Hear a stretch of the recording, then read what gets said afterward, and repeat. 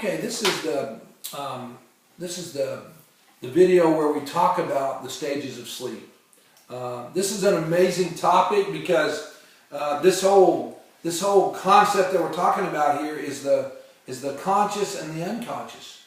So where does sleep fall? Wow, this is fascinating. Okay, so let's talk about the stages of sleep. Okay, I don't know if you realize that there's different stages of sleep, but there's actually different stages of sleep, and it's really critical. It's really critical to your mind, to your unconscious, and to your conscious thinking, and it's critical for memory. So the first thing I want to do is talk about the different stages of sleep, and then we'll kind of tie them in, and we'll give you some other information out of your book. We'll tell you about how much sleep your book says you need, and it's not just a set 8 hours. I think it's going to really surprise you on what your book says. Different ages of sleep need. So stages of sleep. Stage 1 lasts about 10 minutes. In stage 1, we have beta waves in our mind, okay? And beta waves are thinking waves, okay? I don't know, if you've ever seen brain waves, okay? And they go and they spike, and we talk about these different things. But let me tell you real quick. Let me tell you real quick about how we determined that there was different stages of sleep. There was a graduate student who was doing research, and he had a electrocardiogram, and he actually measured heartbeats. And then they went to a deal that could measure brain waves, and they put the little sensor pads on the brain, and they began to notice that there was some type of activity there in the brain. So this guy was doing these studies. So so he was working on it. He was a graduate assistant. True story, fascinating story. He was a graduate assistant. He was doing this research with this doctor of psychology, and they would put these little sensors on your brain, and they were studying, and they were getting these weird patterns and everything. Well, lo and behold, the machine quit working. The machine quit working, and this guy was pretty good at tinkering and fixing stuff. So he went home and he worked with the wires and everything. And his son, okay, his 8-year-old son was asleep. And so he put the little sensors on his son. Yeah, that's a good father, huh? Let's experiment on the son. Let's check the brain waves. Okay. So he thought what he would find these brain waves just extremely slowed down. So instead of what we call a beta wave, beta is when we're thinking, okay? Instead of this beta wave, he thought we would come in and he would find this delta wave. This is this big old slow wave, okay? And talk about wave crest and wavelengths, but the beta waves are these little close waves, very active waves, okay? And then we've got this slowed down deep sleep delta wave that looks like this. So he thought he would get this long wave.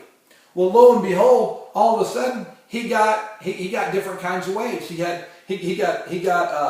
something called theta waves, and we didn't even understand what theta waves were. He got delta waves. He got REM, what we're going to talk about in a little bit. So he found out that the brain waves were changing, and he thought, man, is something wrong with this? Is something wrong with this machine? Okay, so he took it in. He told his instructor about it, and they began to study people while they were asleep.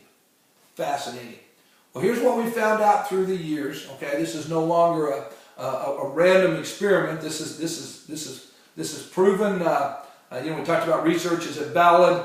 Is it when we say a scientist says this? Okay. It's because it's valid and factual and it repeats itself every time. This is scientific information of the stages of sleep. Stage 1 lasts about 10 minutes. And in stage 1 we go from the beta waves, which are the thinking waves, to alpha waves that are slower, and then theta waves that are actually sleep waves. So what happens is in stage 1 we just try to rest, and all of a sudden our brain starts to slow down. And these beta waves that are going really fast slow down into these waves. And then pretty soon we get to theta waves, okay, where we begin to start to fall asleep. Now, here's the problem. I'm sure you've experienced this in stage 1 too. The problem is, how do you quit thinking? especially if you've got something coming up the next day and you're in the process of, man, and your mind is racing and you just can't quit thinking about stuff. Or you've had something happen today and you just can't quit thinking about stuff. So that's where your beta waves go to your alpha waves, go to your theta waves. I saw a movie one time, and we'll talk a little bit about sleep. This isn't a course on trying to help you sleep better. I hope not. I hope you're not sleeping better by watching the videos. If the videos are putting you to sleep, I got to do a better job. Okay, but I saw this movie where this person put in Sleepless in Seattle, and the movie Sleepless in Seattle, and it's an old one, you may not have ever heard of it, but anyway, they had it taped, and they laid down to sleep, and the TV was in their room, and they remember watching the movie all the way through and not going to sleep, starting to watch it a second time. So here it is, a couple hours later, and they finally fall asleep. The next night, they're going along, and they watch the movie about halfway through, and they fall asleep. And then the next night, until pretty soon, all they got to do is plug that movie in, Sleepless in Seattle, and they just fall asleep. Why is that? It's because the brain focuses on this, and once it knows it by heart, then all of a sudden, we eliminate the thinking wave. So somehow in your mind, you have to stop thinking about all the things you have to do the next day. Some people read right before they go to sleep. Some people watch a TV show. Some people a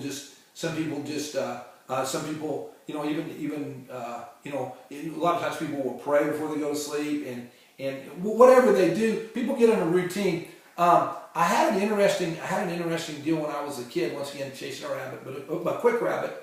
I graduated back in the 70s, so I'm really a young guy. And but they had those big headphones. Well, they also had 8-track tapes, and you probably don't know what that is. But they had music and had radio stations still, so we still had that. Well, I remember going to sleep listening to this 8-track tape that I really liked, and I can't even tell you the music, to this day. But I only owned two. I only had like 2 8-tracks. Back in those days, you didn't have you just had a couple, okay? So I only had 2 to choose from, so I put one in and put those headphones on, and I remember, since I only had 2, it's kind of like watching that Sleepless in Seattle. Pretty soon all I had to do was turn it on and I'd fall asleep. Well, that was pretty good, except we talked about in Psychology 101, conditional behavior, where pretty soon all I had to do was ring the bell and the dog salivated. If you haven't had that, take Psychology 101. Okay, so now, after high school, and I graduated from high school, I went to college in Oklahoma. And so as I was going to Oklahoma, one night I came home. It was probably an 8 or 9 hour drive to get there from my house in the lower corner of New Mexico to Oklahoma. And so as I was driving, I was in pharmacy school in Oklahoma at Southwestern, and so I was driving. Well, one night I came home. I didn't get to come home very often, and I came back for the weekend and was just really enjoying the weekend. And I thought, man, I could drive all night. And so stayed, ate supper, and said, oh wow, I better get going. I got a test the next day. On Monday, I got to get going. My parents said, you better get going, and I was like, I got a little more time. Well, guess what I did? I did the inevitable mistake. I did the classical conditioning. I started driving down the road, and as I went through the Texas Panhandle, and I went through New Mexico, Texas Panhandle, started to go up into Oklahoma, and it's the middle of the night, 2 in the morning, and all of a sudden I'm like, I can't stay awake, and I've been listening to radio. I put in that CD, and you know what's going to happen. I put in that CD, and I couldn't stay awake at all. I didn't wreck or anything, but I pulled over to a roadside park. And thought to myself, this is before we had cell phones or anything that could wake us up, I thought, I'm just going to sleep here for about 10 minutes. Of course, when I woke up, it was 11 o'clock the next morning at this roadside park. But all I had to do was put that CD in, and I'd already been conditioned. So once again, what I did was I went from my beta waves and thinking waves to alpha waves to theta waves. Now, let me tell you something else that happens in stage 1, okay? Stage 1 also happens at a point to where when you're going along and you go from, once again, you go from the beta waves to the alpha waves to the theta waves, then you have a sense of, some people say it feels like they're falling, they're in midair or something, because you have all these thoughts and then all of a sudden you don't have any thoughts. Your brain begins to rest. Your brain begins to rest. Your heart slows down. Your respiratory system slows down. You need the rest for your sleep, okay? So a lot of times people, your brain's thinking, and all of a sudden it's sending messages to the brain and there's nothing there. So people are like, oh, they feel like they're falling, or a lot of people will do this, and maybe you've done this, maybe you've even been in class and done this, where you start to fall asleep and you're like, and then all of a sudden when you wake up you realize you really shouldn't be asleep, okay? And so you jumpstart yourself from theta waves to beta waves right away, and it's, oh, and boom, and you're right back, and boy, there goes those waves again. So they also say, and then maybe this has happened to you, they also say that sometimes people will hear a loud boom, some type of noise. So every once in a while, you wake up in the middle of the night and you're like, what was that noise? It actually, when you go from beta waves to theta waves and there's absolutely nothing in your, when you don't have any thoughts, sometimes it's the lack of thoughts or the silence actually causes what some people would say is a boom in your mind. So it's really kind of amazing, but really interesting thought. So stage 1 lasts about 10 minutes, beta waves to alpha waves to theta waves. Stage 2 lasts about 20 minutes, and it's called sleep spindles.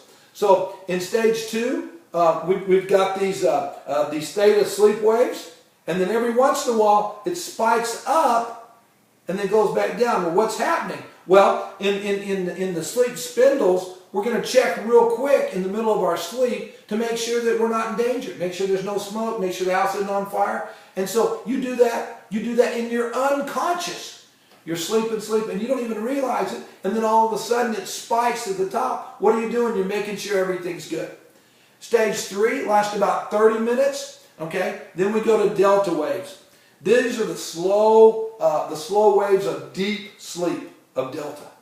Wow. So in stage 2, you're pretty much asleep. If you wake somebody up in stage 2, they're like, whoa, whoa, whoa, and they're jumping around, but they're ready to go, okay? But somebody that's in stage 3 that lasts about 30 minutes, that has these delta waves, these long sleep waves, they're really hard to wake up.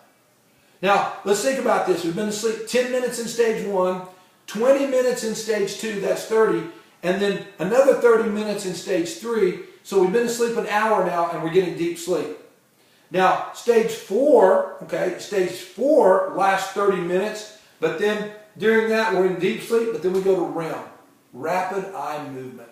This is fascinating because in rapid eye movement, your eyes actually move under your eyelids. Now, you're going to be really tempted when somebody's sleeping to just kind of try to do that, but don't do that. They might be in the sleep spindle stage and jump up. And so once again, if you were to raise the eyelids in rapid eye movement in stage 4, which is called REM sleep, you're getting super deep sleep, but your body is still reacting to all these things. Isn't that amazing? And all of this is happening in the unconscious state. So dreams occur, okay? Dreams occur during this REM stage, okay?